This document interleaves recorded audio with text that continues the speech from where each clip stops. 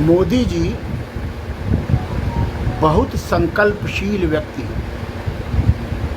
जो संकल्प कर लेते हैं उसको पूरा करके ही दम लेते हैं। 2014 में रेडियो को देश भर में लोकप्रिय करने का संकल्प लिया। रेडियो को लोकप्रिय करने के लिए उन्होंने मन की बात शुरू की महीने के अंत में, रविवार को, और आज तक वह मन की बात लगातार चल रहा है। 103वां मन की बात का एपिसोड आज था। आप सोचिए 2014 से 2023 तक बिना थके, बिना रुके, बिना किसी व्यतिक्रम के लगातार, चाहे जहां भी हो, जैसे भी हो, जिस भी रूप में हो, उन्होंने मन की बात का एपिसोड अपने नियत समय पर देश के लोगों के सामने की। मन की बात से के माध्यम से, रेडियो की सहायता से वो जनता से संपर्क करना चाहते हैं, संप्रेषण करना चाहते हैं, और लगातार उनका चलता रहा।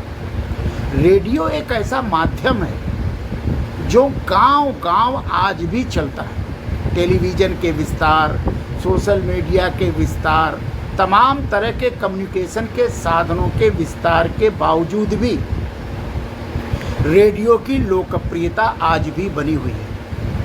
हर घर में रेडियो पहुंच चुका है। पहले तो रेडियो ही था, टेलीविज़न जब नहीं था तो रेडियो साधन थे, मनोरंजन के साधन थे, समाचार सुनने के साधन थे, बिना का गीत माला सुनने के साधन थे, फिल्मी गाना सुनने के साधन थे। लेकिन जब टेलीविज़न आया तो उसका प्रभाव थोड़ा कम हुआ, ऐसा लोग मानने लगे, और हुआ भी। लोगों ने रेडियो छोड़ करके टेलीविज़न का सहारा ले लिया। आज टेलीविज़न का रूप बहुत हाइब्रिड हो गया। उसके बाद सोशल मीडिया आ गया, हर व्यक्ति के हाथ में एंड्रॉयड फ़ोन हो गया। टेलीविज़न का अधिकतर काम मोबाइल करने लगा। अब लोग मोबाइल पर ही फिल्म भी देख लेते हैं, समाचार भी सुन लेते हैं, एक दूसरे से कनेक्ट भी हो जाते हैं। लेकिन मोदी जी ने इस पर ध्यान नहीं दिया। उन्होंने रेडियो को ही माध्यम बनाए रखा, क्योंकि रेडियो की शक्ति का उनको अंदाजा था। इसलिए रेडियो आज भी चल। जब उन्होंने मन की बात रेडियो के माध्यम से शुरू की तो बाजार में रेडियो खरीदने वालों की भीड़ बढ़ गई। आज भी मन की बात सुनने के लिए लोग रेडियो खरीद लेते हैं। आज स्थिति यह है कि हर घर में टेलीविज़न है, एंड्रॉयड फ़ोन है, मोबाइल है, उसके बावजूद भी कंप्यूटर है, उसके बावजूद भी रेडियो भी लोगों ने रखा हुआ है। और रेडियो को महीने भर सुनते हैं कि नहीं सुनते ये पता नहीं है, लेकिन जिस दिन मन की बात होती है मोदी जी की, उस दिन हर घर में रेडियो खुल जाते हैं। रेडियो पर उनके मन की बात लोग सुनते हैं। तो रेडियो का व्यवसाय भी बढ़ा, रेडियो का रूप भी बदला, और रेडियो लोग रखने भी लगे। यह है मोदी जी की रेडियो क्रांति। भारत में उन्होंने रेडियो क्रांति की। आज 103वां मन की बात थी उनकी। हर मन की बात में वो नए तथ्यों को लेके आते हैं। वो राजनीतिक नहीं होते, सामाजिक होते हैं, सांस्कृतिक होते हैं, पर्यावरण को समर्पित होते हैं, पारिवारिक होते हैं, लोगों के करने वाले राष्ट्र स्तर पर सामाजिक कार्यों को वो आगे बढ़ाते हैं, उनको प्रश्रय देते हैं। इसका परिणाम ये हुआ कि देश में युवा वर्ग और लोग गांव में नए नए ढंग से काम करने लगे, नए नए तथ्य खोजने लगे, और उस तथ्य को खोजने का परिणाम में हुआ कि एक तरह से मोदी जी के मन की बात ने सामाजिक, सांस्कृतिक, पर्यावरणिक और पारिवारिक क्रांति कर दी। लोग करने लगे कि कहीं एक कुछ ऐसा काम हमसे हो जाए कि मोदी जी अपने मन की बात में हमारा उल्लेख कर दें। ये लोग सोच रहे हैं। हर आदमी कुछ न कुछ करने का प्रयास कर रहा है तो ताकि मोदी जी तक पहुंच जाए और वो मन की बात में उसका उल्लेख कर दे। हर बार उन्होंने यही किया। अनेक लोगों को, अनाम लोगों को जो काम कर रहे हैं उनको कोई पूछने वाला नहीं, उनके काम को कोई स्वीकार करने वाला नहीं। जब मोदी जी मन की बात में उसका उल्लेख करते हैं तो उसको काम करने की प्रेरणा मिलती है, उसको प्रतिष्ठा मिलती है, उसको गौरव मिलता है, देश उसके बारे में जानता है, जानने लगता है। यह अभूतपूर्व मोदी जी के मन की बात एक मजाक नहीं है। मोदी जी के मन की बात ही एक क्रांति है, परिवर्तनकारी क्रांति है जो परिवर्तन को प्रेरित करते हैं, जो परिवर्तन को प्रेरणा देती है। लोग परिवर्तन करने लगे हर भी। आज 103वें एपिसोड में उन्होंने पर्यावरण पर बात की, उन्होंने खेल पर बात की, उन्होंने सांस्कृतिक धरोहरों पर बात की, उन्होंने राष्ट्रभक्ति पर की बात की। ये सारे महत्वपूर्ण बात थे। उन्होंने फुटबॉल की क्रांति का भारत में उल्लेख किया कि भारत में फुटबॉल की क्रांति हो रही है। उनके कहने का तात्पर्य यह था कि फुटबॉल में भी भारत विश्व में अपना स्थान बना सकता है अगर ये क्रांति आगे बढ़े। मध्य प्रदेश के एक गांव में जहां नशे का व्यापार होता था, वह गांव बदल गया। वहां से फुटबॉल के खिलाड़ी निकलने लगे। 40 खिलाड़ियों का जिक्र किया जो अंतर्राष्ट्रीय स्तर पर खेल रहे हैं। वह गांव अनेकों फुटबॉल क्लब, सैकड़ों फुटबॉल क्लब बन गए। इसका संकेत किया। मतलब वो चाहते हैं कि देश में फुटबॉल की क्रांति हो। क्रिकेट लोकप्रिय खेल है, एथलेटिक लोकप्रिय खेल है, टेनिस लोकप्रिय खेल है, बैडमिंटन लोकप्रिय, लेकिन फुटबॉल हमारा डूब रहा है। तो उस फुटबॉल को आगे बढ़ाने के लिए युवाओं को फुटबॉल खेलने को प्रेरित करने के लिए, हॉकी हमारा अच्छा खेल है, राष्ट्रीय खेल है, उन्होंने फुटबॉल का जिक्र कर दिया। उसका प्रभाव कल देखिएगा कि अब गांव-गांव में लड़के फुटबॉल खेलने लगेंगे, अच्छे खिलाड़ी निकलने लगेंगे। फुटबॉल में विश्व कप में भारत को खेलने का अवसर प्रदान होगा और उस स्तर के खिलाड़ी निकलेंगे। उन्होंने जल संरक्षण की बात की कि जो पानी आज तक बहता था, पानी बेकार हो जाता था, जल की, मीठे जल की समस्या हमारे देश में उत्पन्न हो रही है, पेयजल की समस्या उत्पन्न हो रही है। लोगों ने कैसे बरसात की पानी को कुएं में डालना शुरू किया, कुएं से जल संरक्षण शुरू किया। इसका मतलब उन्होंने कुएं को पुनर्जीवित करने की बात कर दी कि जिस कुएं को हम भूल गए थे, जहां गांव-गांव कुएं होते थे, मोहल्ले-मोहल्ले कुएं होते थे, लोग रस्सी से पानी खींचते थे और पीते थे, मीठा जल पीते थे, बिसलेरी नहीं पीते थे। कुएं का जल बिसलेरी से ज़्यादा आयुर्वेदिक महत्वपूर्ण होता था, उसको पीते थे। और कुएं को लोगों ने पाट दिया मकान बनाने के चक्कर में, जमीन कब्जा करने के चक्कर में कुएं को पाट दिया। आज मोदी जी ने कुएं को पुनर्जीवित करने की बात की है कि जो बरसात का जल होता है, उस जल को संरक्षित करने के लिए कुआं एक महत्वपूर्ण साधन हो सकता है अगर इसको पुनर्जीवित किया जाए।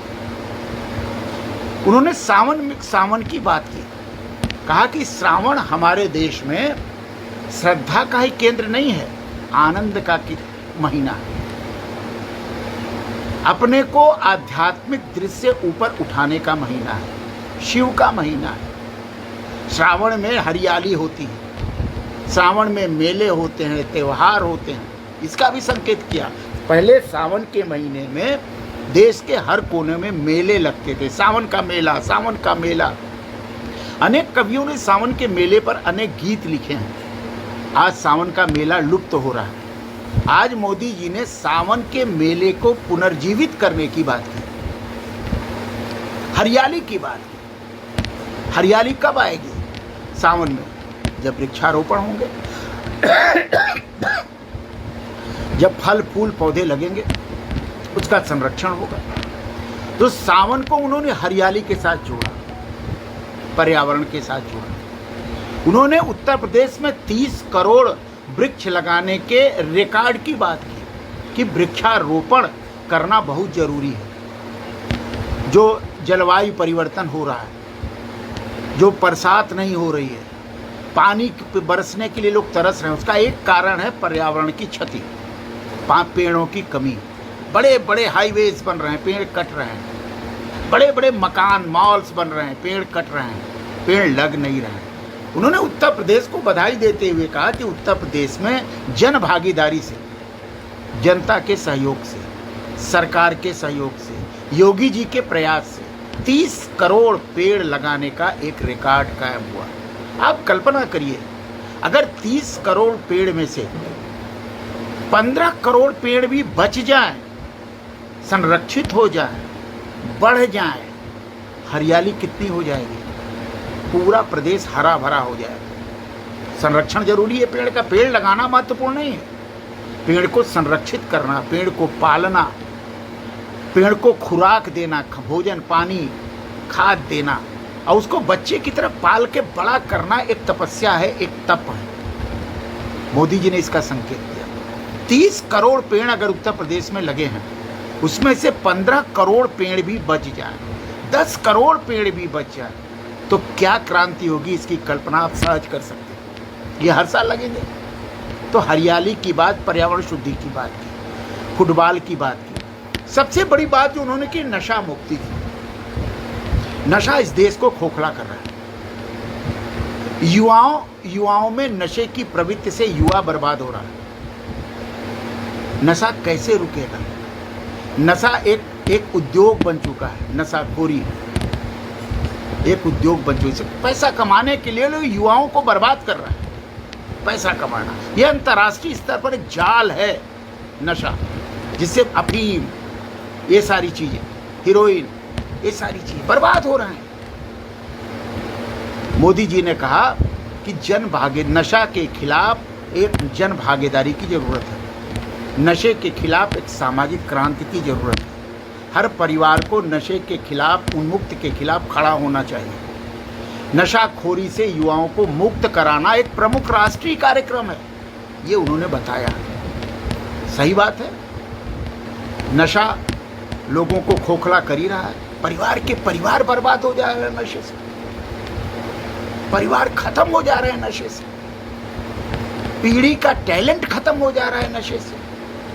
तो नशे के खिलाफ एक क्रांति का आह्वान आज अपने मन की बात एपिसोड में मोदी जी ने किया। और सबसे बड़ी बात जो हमको अच्छी लगी वह है कि सावन के मेले में जो ज्योतिर्लिंग हैं उनमें बढ़ती हुई भीड़, चाहे पर्यटन मान लीजिए, चाहे आध्यात्मिक यात्रा मान लीजिए, चाहे तीर्थ यात्रा में, जो भी मान लीजिए, हर ज्योतिर्लिंग में अपार भीड़ पहुंच रही है। ऐसी भीड़ की कल्पना पहले नहीं की गई थी। उन्होंने काशी का उल्लेख किया कि काशी में 10 करोड़ लोग पिछले वर्षों आए हैं, खाली विश्वनाथ कॉरिडोर बनने के बाद।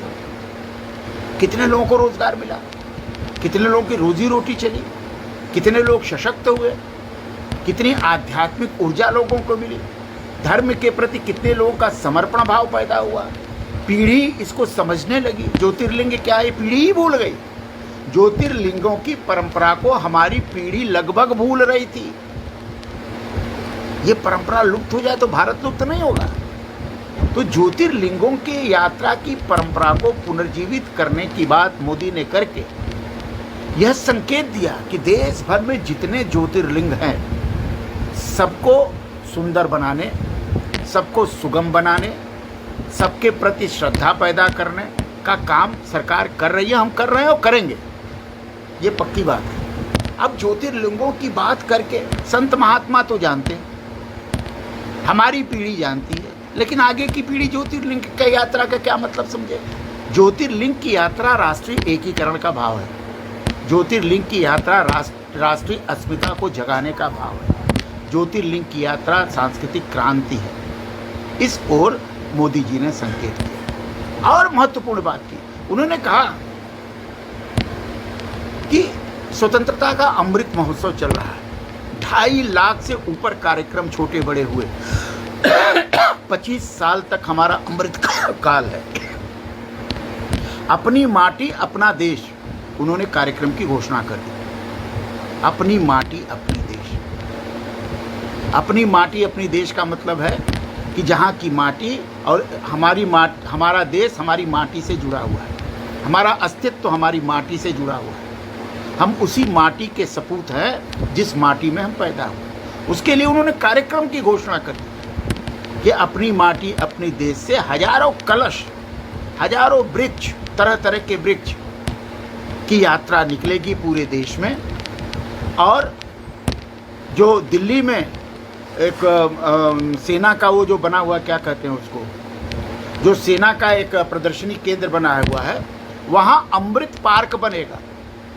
वहाँ माटी रहे, देश से गई हुई सारे देश की, क्षेत्र की, गांव की माटी वहाँ जाएगी। वहाँ सारे ले जाए गए लोगों के पेड़ लगाए जाएंगे। वो अद्भुत दृश्य होगा, वो कार्यकारी कायाकल्प का दृश्य होगा। और एक उन्होंने बात की कि हमने जो है हर घर तिरंगा का नारा दिया था। पूरा देश एक हो गया, हर घर तिरंगा फहरा, सुदूर देशों में भी तिरंगा फहरा, सुदूर जगहों में भी तिरंगा फहरा, भारत के अंतिम गांव तक तिरंगा फहरा। उस कार्यक्रम को आगे बढ़ाने की जरूरत है।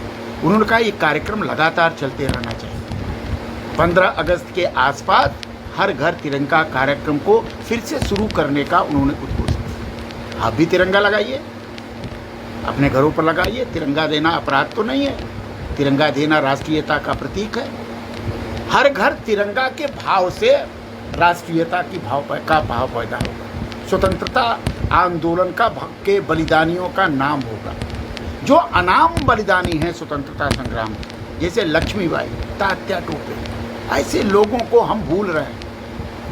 इनकी माटी को ले आकर के संरक्षित करना, इनके नाम को संरक्षित करना, युवाओं में इसको प्रेरणा शक्ति बनाना, इन बलिदानियों के जीवन से युवाओं को प्रेरित करने का काम ये करना बहुत आवश्यक है। देश राष्ट्रवाद पर चलेगा, देश संस्कृति पर चलेगा, देश धर्म और संस्कृति के ऊंचाई पर चलेगा, तब देश बड़ा होगा, तब देश महागुरु होगा। इस तरह के संकेत मोदी जी ने आज अपने मन की बात में किया। अद्भुत था, सुनकर के आनंद आ जाता है। एक शोध की सामग्री मिलती है मोदी जी के मन की बात में, शोध की व्यवहारिक सामग्री मिलती है। उस पर शोध किए जा सकते हैं, उसको आगे बढ़ाया जा सकता है। हम किताबों से शोध कर लेते हैं, रिसर्च पेपर लिखते हैं, किताब लिखते हैं, किताब को जुटा करके शोध पत्र बना लेते हैं, लेकिन जो प्रैक्टिकल शोध है वो कौन करेगा?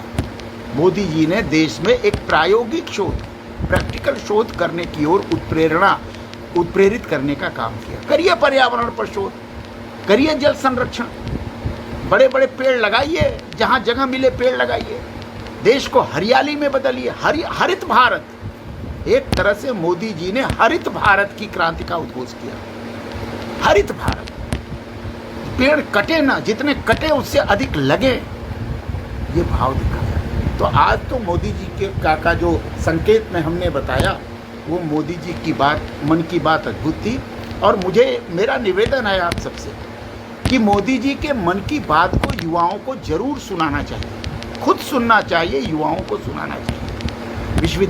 विद्यालयों, इंटर कॉलेजों को विद्यार्थियों को सुनाना चाहिए। इसके लिए और व्यवस्था की जानी चाहिए, क्योंकि यह अद्भुत है। मोदी जी के बाद ये चलेगा कि नहीं चलेगा, ये कहना मुश्किल है। मोदी जी के बाद कोई इसको आगे बढ़ाएगा कि नहीं बढ़ाएगा, ये कहना मुश्किल है। लेकिन जब तक मोदी जी मन की बात चला रहे हैं, यह देश के में परिवर्तनकारी है, क्रांतिकारी है, और देश के सामाजिक ताने बाने को, एकजुटता को, अखंडता को, एकता को, सांस्कृतिक ऊंचाई को, धार्मिक ऊंचाई को, मन को जोड़ने को का एक बहुत अच्छा सद प्रयास है। इससे मन और मन जुड़ता है, लोगों का मन जुड़ता है। इसमें कोई जाति नहीं होती, इसमें कोई वोट बैंक की बात नहीं होती, इसमें कोई राजनीति की बात नहीं होती, इसमें सत्ता खोने, सत्ता प्राप्त करने की बात नहीं होती, इसमें किसी गठबंधन बनाने, गठबंधन तोड़ने की बात नहीं होती, यह जोड़ने की बात है। हर मन जुड़ता है। मोदी जी के मन की बात का मतलब है मन का मन से जुड़ाव, हरित भारत का निर्माण, सांस्कृतिक राष्ट्रवाद का उद्भव, अपनी संस्कृति को संरक्षित करने का प्रयास, नदियों, तालाबों, जल संरक्षण के प्रयास, छोटे छोटे उद्योगों को आगे बढ़ने का प्रयास, लोगों में ऊर्जा बढ़ने, राष्ट्र के प्रति समर्पण की ऊर्जा भरने, राष्ट्रवादी मन को आगे बढ़ाने का प्रयास यह मोदी जी के मन की बात से करती है। इसको तो भैया सभी को सुनाना चाहिए, यही मेरा निवेदन है। नमस्कार, जय हिंद, जय भारत, वंदे मातरम।